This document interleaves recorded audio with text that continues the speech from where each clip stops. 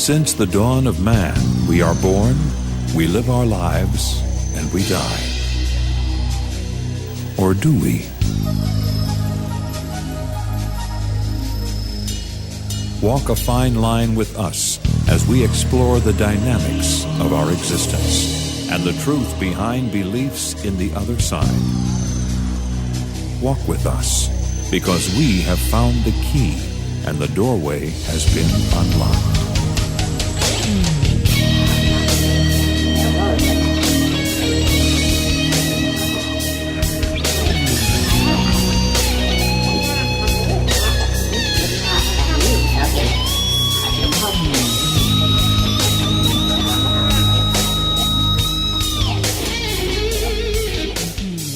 Hi, everybody, and welcome to The Doorway, where we bring you all of the paranormal and odd phenomenon that's happening right here in the Midwest, right into your living room. I'm Sean Halpenny. I'm Terry Musgrave. We are co-founders of MAPS Omaha, Metro Area Paranormal Society. Explain to the folks what that is. We are two people that have come together to form a paranormal investigative group. The word paranormal simply means beyond normal, but we are ghost hunters. Essentially, that's what we are. And I'll tell you what, folks, we use some equipment that you're probably familiar with, like video cameras and audio recorders and photos. And frankly, folks, this whole thing started as kind of a joke and ended up being something very serious, and we've been very successful. Yes, and the backbone of our investigation involves sound. Sean is an audio engineer. Most of our compelling evidence have been gathered by electric voice phenomenon, also known as EVP. And Sean, why don't you tell our listeners exactly what that is? EVP is electronic voice phenomenon. Well, essentially what it is getting disembodied voices off of recorders of just about any type, any kind of audio recorder, even a video camera. You can record disembodied voices. And what do we really mean by that? Spirits, well, you get voices that are on a tape that weren't there when you were recording it live. And we've gotten some incredible responses from it. In fact, tonight we're going to treat you to some of those. Sean, explain to them how these were gathered. Well, these specific ones, I'll tell you what, the first one we're going to listen to was out of a graveyard in near Springfield, Nebraska. Now, this is a world-famous graveyard called Ball Cemetery. Terry, why don't you tell them a little bit about what's the background for Ball Cemetery that we went investigating? The Balls were a family that farmed in the area around the turn of the century. They were rumored to be a cult. They were exclusive to themselves, and they were quite wealthy. They bought a tract of land that was just for their burial and theirs alone. What's interesting about the place is that they have extremely elaborate markers. The cemetery is perfectly square with a very ornate fence surrounding it. Beautiful, actually. Yeah, it's a beautiful place. It's been opened for public burial in the 60s, only because the Ball family is no longer here. The reason this has become... That's because they're all there. All but one. All but one, Sean. Really? And who would that be? The legend says that years ago, one of the Ball family molested a young female member, and he was ostracized by the family. I can imagine. Later on, died. I don't know if he was incarcerated. That part of the story, I have no idea. But he's not allowed in the cemetery now either. And how's that? How is he not allowed in the cemetery? Mary Ball's grave is located at the front of that cemetery for a reason. The legend says that he goes all the way around the outside of the fence, hits the entrance, sees Mary Ball's grave, or perhaps he sees Mary Ball. She will not let him enter. Wow, that's fascinating. It's a phenomenon that has been supported with photographs, with eyewitness accounts.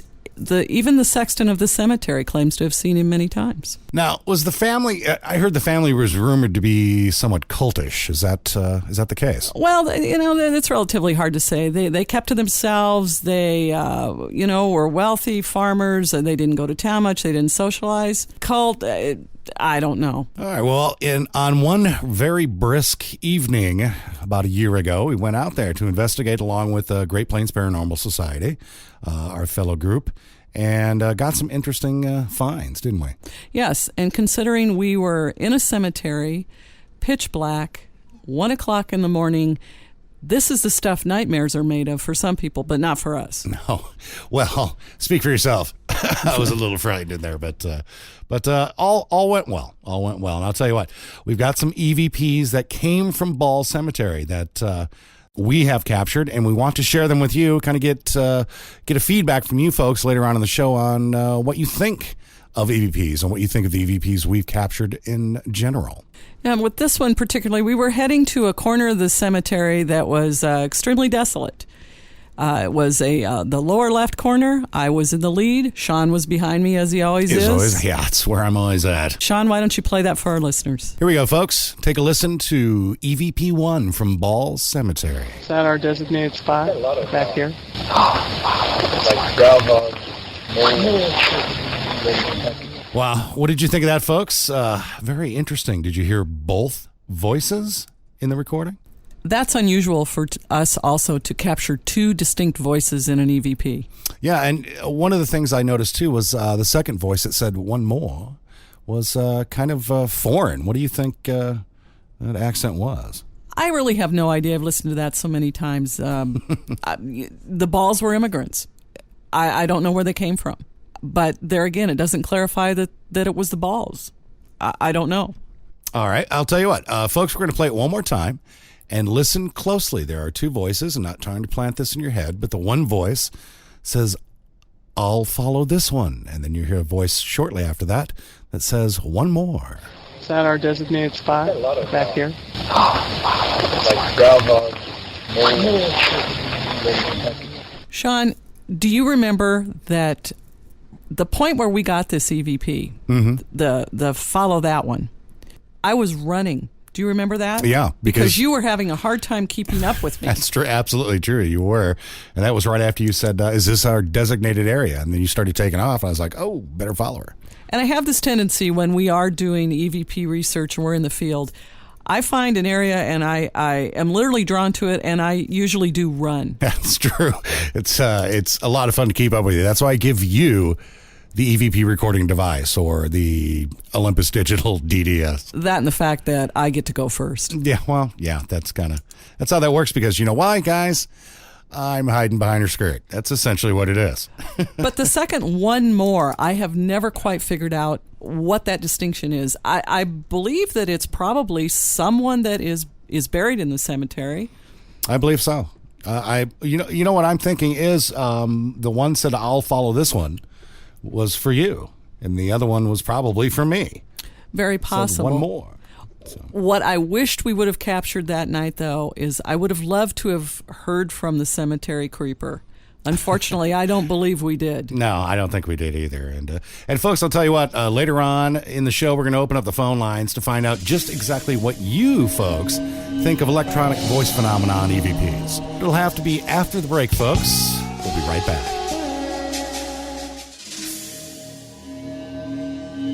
The Doorway will return in a moment.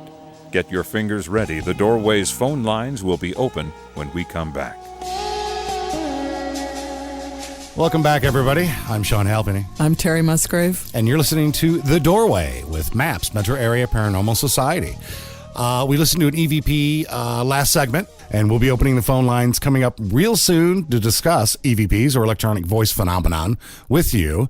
But we have another one for a treat. Terry, tell them a little bit about this one. Well, you don't have to be in the scariest setting that you can imagine to get an EVP. That's true. Once again, we find ourselves in a cemetery in much more pleasant surroundings for some folks out there. It was a beautiful Sunday afternoon. The sun was shining. Birds were singing. And it was crispy. I remember it being very cool and lots of leaves. We found ourselves in the area of a cemetery that is devoted strictly to burial of married couples. Now, this was a field exercise because we get antsy and need to get out and test the equipment, make sure it works before we get into situations where it better work. Right, and we wanted to get away from our spouses, but and oddly enough, we find ourselves in a burial ground for married people. Yeah, that is kind of unusual. Explain a little bit of the history of that particular thing for married people. What is that called? Well, it's an area of a cemetery that's devoted strictly to couples. I have a funeral background, so I know a little bit about this. Gardens are made so that they have exclusive types of burial. In other words, there's mausoleum row, there's adult singles 1. There are family plots. This particular garden is devoted strictly to people who want to lie eternally with each other in the bonds of matrimony. Wow, so you can't get away from them even when you're dead. That would be correct. That would be till death do us part doesn't work there. No, it doesn't pertain to this. We happened to be with Great Plains Paranormal Research Society that day, Sean. Do you remember that? Yes, I do. We were walking through leaves, and you will hear that on the CVP. And folks, you need to discount that. And that is something that we did take track of that. Whenever we know there's an outside sound, we immediately, note that. That's true. Like flip-flops. That's a whole nother story. Yeah, it is. That's true. As we were walking through this garden, a member of Great Plains is actually reading the names off of the markers. Do you remember that? Yeah, I do. As a matter of fact, the name right before the EVP is Copeland. And what he had asked me was, why are all of these markers the same? What does that mean? Why is there the surname and then the first name on either side? And you did explain that as it was couples. Right. And play the EVP, and I think you will hear the response that was given. All right, folks, turn up your radios. Here we go. EVP 2. Oakland. Watch him. Wow, that was loud. Yeah, and I find this to be one of the most meaningful EVPs we've ever gathered or that I've ever heard. That's absolutely true. Folks, when you hear the voice, when you tune your ears to hear this voice, listen for right after Dan says Copeland, and you'll hear what we think is a child or what? It's definitely feminine or childlike. Childlike. The voice says, "These are the sheep God wants next." Listen close. Oakland. Watch him. That's pretty powerful, isn't it, Terry? I find the CVP to be one of the most meaningful and comforting that I have ever heard. And we've played this back for a lot of folks out there, and you know who you are. And the normal reaction we get from folks is the big eyebrow up and going, "Oh my!" It just kind of seems like the world's a much bigger place than we give it credit for. This EVP doesn't have the quality of being scary or disturbing. It's moving. Well, would I dare say it's angelic? That response has been given to us. That has, definitely. Well, folks, with that, we're going to take another break. When we come back, we're going to have a Mr. Wayne Seeley, who, believe it or not, is a local expert on Sasquatch. You're listening to the best mysteries and phenomenon the Midwest has to offer. This is The Doorway. For comments on tonight's show, go to mapsomaha.com.